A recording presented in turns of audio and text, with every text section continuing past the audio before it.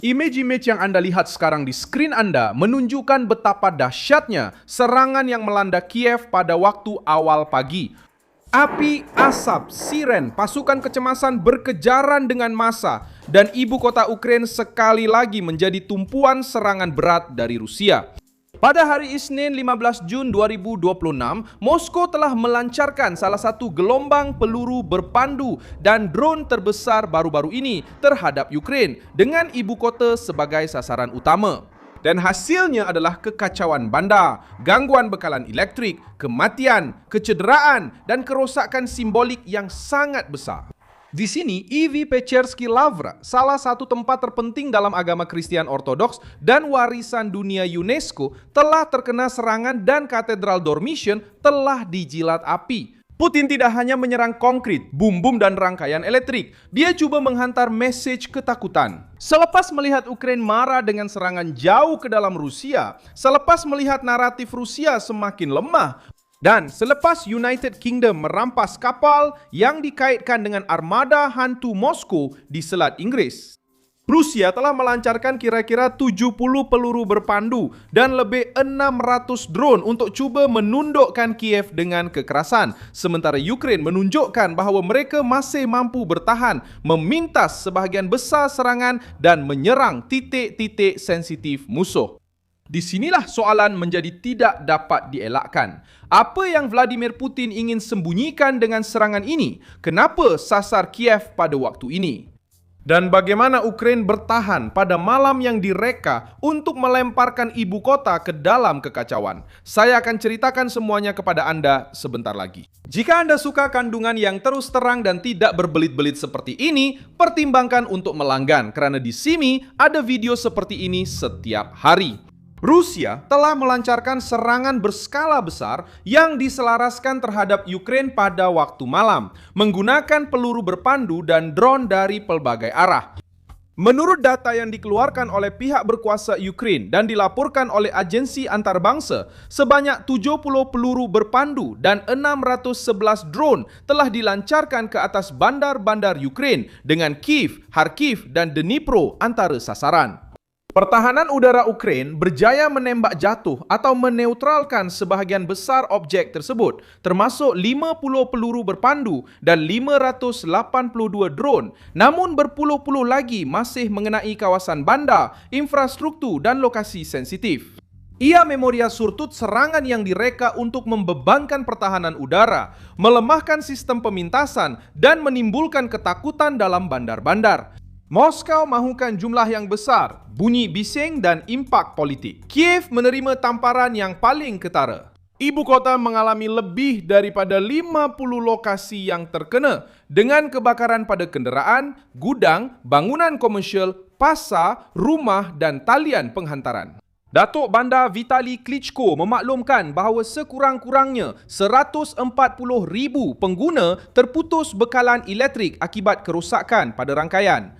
Bandar ini mengalami tekanan yang besar dengan penduduk turun ke tempat perlindungan, letupan berturut-turut dan pasukan kecemasan tersebar di beberapa kawasan kejiranan. Tujuannya kelihatan jelas, untuk memaksa Kiev tunduk dan menunjukkan kekuatan pada saat Ukraina sedang mendedahkan kelemahan Rusia. Serangan yang paling simbolik telah mengenai Kiev Pechersky Lavra. Katedral Dormition yang terletak dalam kompleks bersejarah itu telah mengalami kebakaran di bahagian bumbungnya. Ini bukan bangunan biasa, ia adalah mercu tanda budaya yang hampir berusia 1000 tahun, berkait rapat dengan sejarah bangunan tersebut. Yang hampir 1000 tahun, berkait rapat dengan sejarah rohani Ukraina dan diiktiraf oleh UNESCO. Pasukan kecemasan bekerja untuk memadamkan api, sementara kaki tangan mengeluarkan objek keagamaan dan cuba melindungi bahagian dalaman kuil tersebut. Image katedral yang terbakar menjadi gambaran politik pada malam itu. Rusia mengatakan bahawa mereka mempertahankan nilai-nilai Kristian, sementara salah satu simbol Kristian terbesar di Ukraina terbakar akibat serangan. Volodymyr Zelensky, Rusia mengatakan bahawa mereka mempertahankan orang Kristian di Ukraina, tetapi pada masa yang sama salah satu simbol Kristian terbesar di Ukraina terbakar akibat serangan. Rusia yang kononnya mempertahankan nilai Kristian, membiarkan simbol terbesar Kristian di Ukraina terbakar. Beliau melawat lokasi yang rosak itu dan mendesak tindak balas daripada G7, meminta lebih banyak tekanan terhadap Moskow dan lebih banyak sokongan untuk pertahanan udara Ukraina, terutamanya terhadap peluru berpandu balistik. Ucapan Zelensky cuba mengubah kejutan malam itu menjadi tekanan antarabangsa yang konkret. Bagi Kiev, tidak cukup sekadar mengecam selepas katedral itu terbakar. Bagi Kiev, Ukraina mahukan sistem yang mampu menghalang gelombang seterusnya dari Rusia sampai ke tanah. Disinilah perang keluar dari medan ketenteraan dan masuk ke ranah pertikaian moral. Sesiapa yang memusnahkan warisan agama untuk memaksa penyerahan diri tidak boleh berpura-pura sebagai pembela tamadun. UNESCO juga mengecam serangan yang dilaporkan terhadap Kiev Pechers Lavra. Perlu diingat bahawa tempat itu terletak dalam kawasan warisan dunia Kiev, Katedral Santa Sofia dan bangunan-bangunan biara yang berkaitan. Rusia menafikan telah menyerang biara tersebut dan berkata bahawa Lavra telah rosak akibat peluru berpandu Patriot dari Amerika Syarikat yang mengalami kegagalan. Itulah versi yang dikemukakan oleh Kementerian Pertahanan Rusia yang mendakwa telah menyasarkan kemudahan ketenteraan dan industri di Kiev. Namun naratif Rusia bertentangan dengan dakwaan Ukraina dan laporan mengenai serpihan drone Rusia. Serpihan itu ditemui di kawasan kompleks tersebut dan respons Moskow mengikuti corak yang sudah diketahui, melancarkan serangan berskala besar, menafikan kerosakan terhadap orang awam, menyalahkan pertahanan Ukraina dan cuba menjadikan mangsa sebagai pihak yang bertanggung jawab atas kebakaran itu sendiri. Bagi mereka yang mengikuti perang, taktik ini tidak mengejutkan. Perbezaannya kali ini ialah nilai simbolik sasaran yang diserang. Kharkiv juga mengalami kesan yang teruk. Bandar itu telah diserang oleh peluru berpandu dan mencatatkan kematian anggota penyelamat yang sedang bertugas dalam operasi kecemasan.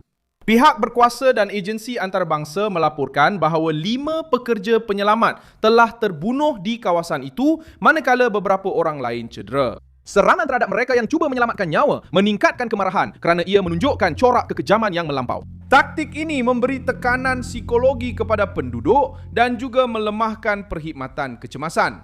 Mesejnya mudah dan kejam. Bahkan mereka yang datang untuk membantu turut menjadi sasaran dalam kempen menebar ketakutan Moskow. Kawasan lain juga telah menjadi sasaran serangan. Dnipro, Kryvyi, Kropivnits, Soska, Sumy, dan Zaporizhia muncul dalam berita malam sebagai kawasan yang terkena serangan atau dalam keadaan berjaga-jaga akibat serangan berturut-turut drone dan peluru berpandu. Rusia tidak menumpukan tekanan hanya di satu kawasan di Kiev. Mereka menyebarkan serangan untuk mewujudkan rasa bahawa tiada kawasan yang selamat. Inilah logik serangan tepu. Banyak drone, banyak peluru berpandu, pelbagai arah, pelbagai bandar untuk memaksa pertahanan Ukraina membuat keputusan di mana hendak menggunakan pemintas dan di mana hendak menerima risiko. Walaupun dengan kadar pemintasan yang tinggi, kemusnahan yang disebabkan oleh objek yang terlepas sudah cukup untuk melumpuhkan jalan, merosakkan bekalan elektrik dan mencetuskan panik. Hubungan politik dengan serangan Ukraina di dalam Rusia membantu memahami situasi semasa.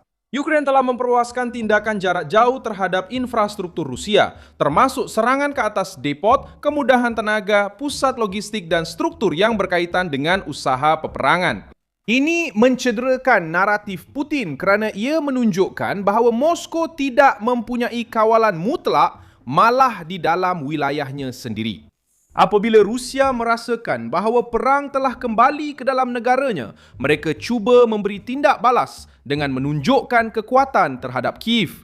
Dan kes kapal yang dirampas oleh United Kingdom juga memberi kesan kepada suasana politik. Pasukan British menaiki dan merampas sebuah kapal yang disyaki menjadi sebahagian daripada armada hantu Rusia yang digunakan untuk mengelak sekatan dan mengekalkan aliran minyak Rusia di Selat Inggeris. Operasi itu telah menyentuh titik sensitif bagi Moskow kerana armada hantu telah menjadi alat untuk membiayai perang walaupun terdapat tekanan dari barat. Apabila kapal seperti ini ditumpaskan, Putin kehilangan wang, kehilangan laluan dan kehilangan naratif. Tindak balas Rusia terhadap Kiev dalam tafsiran ini dilihat sebagai dendam dan amaran. Jika Barat menetapkan di laut, Moskow cuba mengapi-apikan keadaan di darat. Donald Trump juga muncul dalam latar belakang diplomatik krisis ini. Sebelum serangan baru, Zelensky dan Putin bercakap secara berasingan dengan Presiden Amerika Syarikat di tengah-tengah usaha untuk mencari jalan keluar dari perang. Serangan Rusia sejurus selepas perbualan itu memberi alasan kepada Zelensky untuk mengatakan bahawa Moskow tidak menunjukkan keinginan sebenar untuk berhenti. Sementara perbincangan mengenai rundingan berlangsung, Rusia melancarkan ratusan drone dan berpuluh-puluh peluru berpandu ke atas bandar-bandar utama Ukraine. Ini melemahkan sebarang ucapan damai dari pihak Rusia dan memberi tekanan kepada pemimpin-pemimpin G7 yang sedang membincangkan perang di samping isu-isu antarabangsa lain. Perancis bertindak balas dengan membandingkan serangan ke atas Lavra dengan pengeboman terhadap Notre Dame. Perbandingan itu bukanlah retorik kosong yang berlebihan. Bagi rakyat Perancis, Notre Dame melambangkan keimanan, sejarah, dan identiti kebangsaan. Bagi rakyat Ukraina, Lavra menduduki tempat yang sama dalam ingatan, tradisi, dan rasa kepunyaan.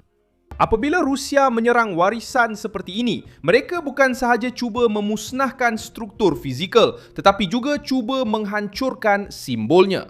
Dan apabila simbol itu adalah Kristian, kerosakan politik menjadi lebih besar untuk Putin yang selama bertahun-tahun cuba memasarkan Rusia sebagai penjaga nilai-nilai tradisional. Kebakaran di Katedral Dormici merobek propaganda itu di hadapan dunia. Pertahanan Ukraina berjaya mengelakkan tragedi yang lebih besar, tetapi kos malam itu sangat tinggi. Kiev berjaya bertahan sepanjang malam, tetapi Rusia telah menunjukkan dengan jelas bahawa mereka akan terus menggunakan serangan dalam jumlah besar untuk cuba mematahkan ibu kota itu. Saya Milson Alves, seorang pakar hubungan antarabangsa, dan tujuan saya adalah untuk memastikan Anda sentiasa mendapat maklumat yang benar setiap hari. Pautan berita ada dalam keterangan video. Sila tekan butang suka pada video ini, langgan saluran ini, dan di akhir nanti, lihatlah ruangan komen supaya anda dapat lebih terlibat dengan komuniti Milson Alves.